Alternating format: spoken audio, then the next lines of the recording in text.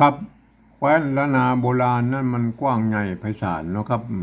นับตั้งแต่สุโขทัยเนี่ยไปจนถึงปูนนะครับ12ปนาเมืองจีนมาให้มามีหลายเผ่าพันธุ์นะครับที่บรรอาศัยอยู่ในแคว้นนี้นะครับอย่างเช่นไตยวนนะครับไตลั่วไตลื้อไตเขินไตยองนะครับหมู่นี้เปิ่นใจภาษาเขียนเดียวกันนะครับมันคืออักขระละนานั่นนะครับแต่สำเนียงการมันก็อาจจะผิดเพี้ยนกันไปนิดๆนะครับฟังกันหูเรื่องอยู่นะครับ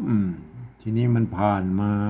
10 รุ่น20 รุ่น10 เจน 20 เจนแล้วนะครับเห็นไหมประเดี๋ยวมันถึงปลายๆมันโหกออกไปหมดแล้วนะครับเห็นไหมอันภาษาละนานะอันส่วนใหญ่แล้วมันก็ยังเขียนเหมือนกันนะครับแต่มีบางคำนะครับนิยมเขียนแตกต่างกันไปนะครับเฮาก็หันแล้วก็จะไปทึกทักเลยนะก็ว่าเปิ้นเขียนผิดเขียนถูกนะครับมันเฮามาวิเคราะห์กันตามหลักภาษาละนาเลยนะครับก็ถ้ามาอ่านก็อันกรรมที่อันอืมเอาปากกระตืนเก่าๆนะครับมันก็คือใบลานพับษานะที่เปิ้นคนเฒ่าเพิ่นเขียนไว้โบราณนะเอามาเปี้ยมาเตะกันแล้วก็อันนี้รออย่างอันเปิ้นเขียนอย่างอี้เนอะสมัยนั้นสมัยนี้ก็ว่ากันไปแล้วก็เฮามาท่านโมว่ามันมีหลักฐานโบราณแล้วก็ต้องยอมรับกันนะครับครับวันนี้เราจะมาวิเคราะห์คำว่าใจนะครับใจญะนะครับใจมงคลนะครับใจญะนะครับอันภาษาไทยเพิ่นว่าชัยนะครับอันภาษาละนามันออกเสียงจอนะครับใจนะเห็นไหมอันชัยนะใจนะครับเปิ้นว่าใจนะครับอ่าอันใจนะเขาก็มีหลายแนวทางนะครับอันตัวแรกเนี่ยเขาจะใจไม่ไก่นะครับไม่ไก่ไม่ไก่บนท้ายไม่ไก่ละนามันมีตัวเดียวนะคือไม่ไก่นะไก่ปั๊บม้วนเข้าไปยาวๆเนี่ยก็คือไม่ไก่นะฮะอันโบราณมันอาจจะม้วนสั้นหน่อยนะครับมันก็มาถึงยาวถึงวงอย่างนี้นะครับมันก็ขึ้นไปหน่อยแล้วมันก็ตะแวดหน่อยมันก็แล้วแต่นะครับมันแล้วแต่ยุคสมัยนะครับยุคสมัยนี้เพื่อจะม้วนให้มันงามๆหน่อยก็วงมันไก่ๆหน่อยบางตัวเพื่อก็ยังบางคนเพื่อก็ยังวงไปมันกว้างกว่านี้นะไม่ไก่นะครับอันใจอันเฮาจะเขียนว่าใจนะครับใจมันเสียงสามัญแล้วก็เฮาต้องใจตัวจ้าใช่ไหมเห็นไหมอันนี้ใจแล้วยังใจแล้วเฮาจะเขียนเต้าอี้ก็คือไม่ไก่แล้วนะครับแต่มันอย่างว่ามันบอกว่าใจญะนะครับใจญะไม่ไก่อันนี้มันเป็นใจญะมันก็เห็นไหมไม่ไก่อันไม่ไก่ภาษาละนานะมันมีอยู่3 แบบนะครับไม่ไก่ไม่ไก่นะครับเห็นไหมอันตัวที่2แล้วก็ตัวที่สองตัวที่สองนะครับตัวที่สองก็คือไม่ไก่ไม่ไก่นะครับไก่เนะนะครับไก่เนะเห็นไหมไก่เนะอันตัวที่3แล้วก็ไม่ไก่บาลีนะครับไม่ไก่บาลีนะมันอย่างนี้นะครับไม่ไก่บาลีนะครับมันเนะนะครับเห็นไหมอันนี้คือไม่ไก่บาลีเห็นไหมตัวเนะมันมี2 ตัวนะครับเนะสอนเนะนะเห็นไหมอันนี้บะไทยพ้นอ่านว่าเกยนะครับไม่เกยนะครับอันภาษาละนามมันออกเป็นไม่ไก่นะครับไม่ไก่นะครับทีนี้เราจะใจอันมันใจเนะเราใจไม่ไก่ตัวกลางนี่นะครับไม่ไก่ตัวกลางนี่เห็นไหมอันไม่ไก่ตัวหน้านี่มันก็คือไม่ไก่ธรรมดานะครับอันใจเนะใจเนะเราใจไม่ไก่ตัวนี้นะครับเห็นไหมใจเนะเห็นไหม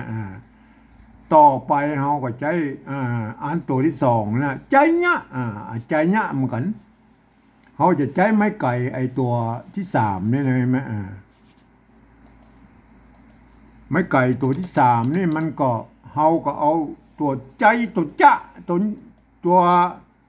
จ้าใส่ลงไปเลยนะครับตัวจ้าใช่ไหมตัวจ้าใส่ไปใช่ไหมก็ได้นะฮะอันนี้มันแบบบาลีนะครับบาลีใจเนะอันนี้ไม่ไก่บาลีนะครับใจเนะท่านจะเขียนแบบใดก็ได้นะครับแม่มากมือคือใจเนะนะครับใจเนะใจเนะก็อ่านว่าใจเนะเหมือนกันออกเสียงว่าใจเนะเหมือนกันนะครับใจเนะเห็นไหมก็อย่างเงี้ยนะครับท่านก็เอาไปพิจารณากันนะครับ ท่านจะชอบแบบไหนก็เขียนได้นะครับ มันก็มันยากนะครับมันจะยากตอนนี้ว่าเราจะไปขยายความให้คนอื่นได้ฮู้ได้อ่านตัวเรื่องมันยากกว่านี้นะครับเห็นไหม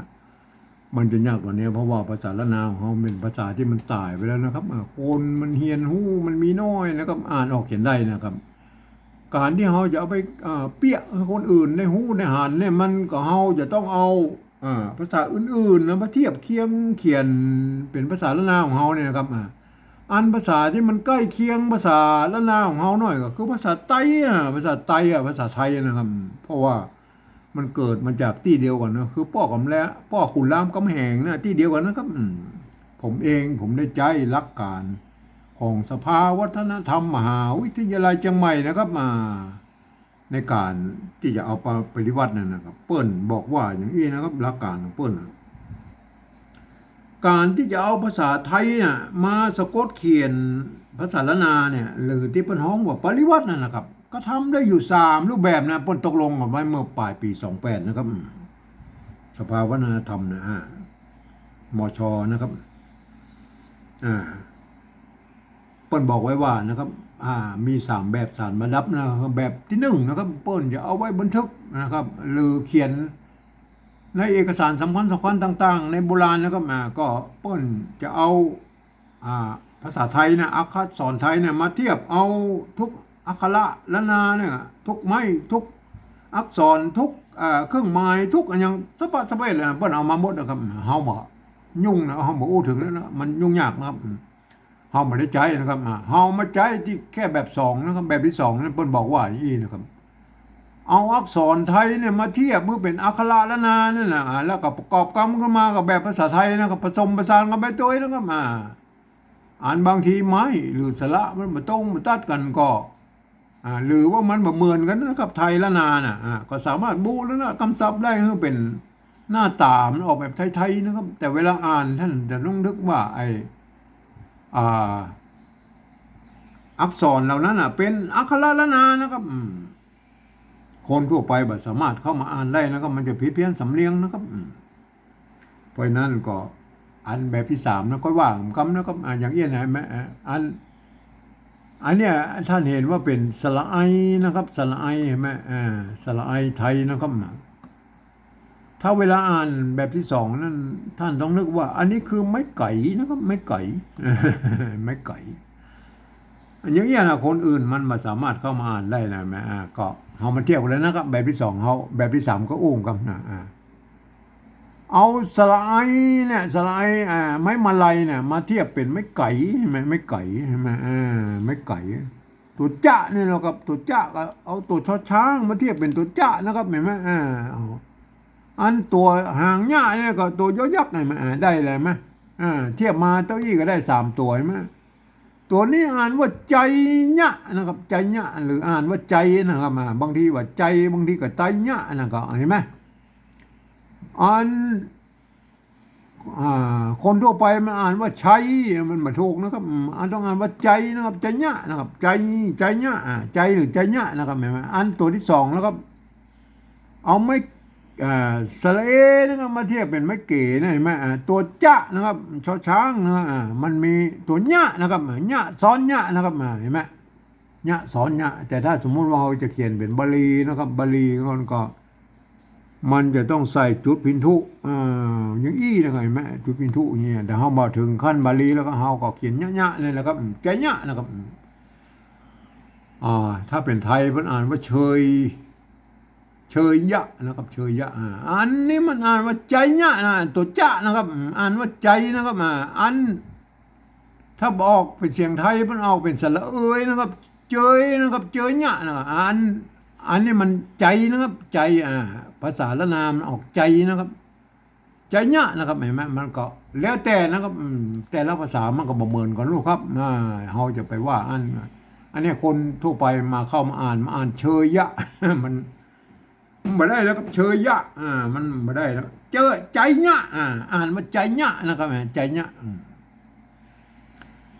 คนทั่วไปจะต้องไปอ่านในแบบที่3พูดนะครับมาอ่านแบบที่3นั้นบนบอกฟังนะครับฟังเอา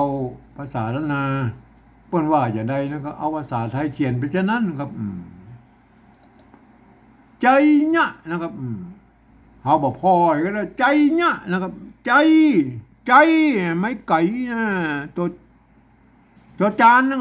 เนี่ยใจมันต้องเอาจอจานเขียนนะใจยะนะครับใจยะตัวยอยักษ์นะมันเทียบมาเป็นตัวยอนะครับยะใจยะหรือบ่ใส่ก็ได้นะมาห้องว่าใจนะครับใจยะนะครับจะใส่ก็ได้บ่ใส่ก็ได้ใจยะนะครับท่านจะอ่านว่าใจหรือใจยะก็สุดแล้วแต่ท่านนะครับใจนะครับอันตัวหลังแล้วครับตัวหลังก็อ่านว่าใจยะนะครับใจยะอันจะใจนะครับใจยะอันนี้ก็อ่านนี่ไหมมันก็เขียนเลยเท่าอี้ไม่ต้องไปสนใจตำบลบนมาอย่างใดแล้วนะครับเห็นไหม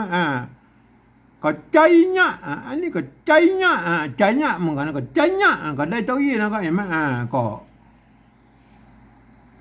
ภาษาไทยเขียนมาก็เท่าอี้คนไทยพวกก็อ่านว่าใจยะหรือใจนะครับก็เท่าอี้นะครับ มันก็เอาเท่าอี้นะครับมาอ่านแบบที่สองมันต้องเป็นคนที่เรียนรู้ภาษาละนามาอ่านเนาะอ่านว่าใจยะเห็นไหมบัดเจยยะใจนะครับใจนะครับอ่านว่าใจยะเห็นไหมอ่านภาษาละนาเบอร์เขียนได้สองแบบนะฮะท่านจะใจไม่ไก่ยะนะครับไม่ไก่ก็ได้ใจยะนะครับอันนี้เป็นไม้ไก่บาลีนะบนเขียนอย่างนี้นะครับเห็นไหมไม้ไก่บาลีนะครับบัดเจยนะครับใจนะบนอ่านว่าใจนะแต่ไทยเป็นอ่านว่าเจยนะครับใจเนี้ยนะครับใจเนี้ยเห็นไหมก็เขียนได้อยู่สองแบบนี้นะครับใจเนี้ยนะครับขอให้ท่านไปพิจารณากันนะครับครับวันนี้ผมก็ขอบรรยายเพียงแค่นี้นะครับ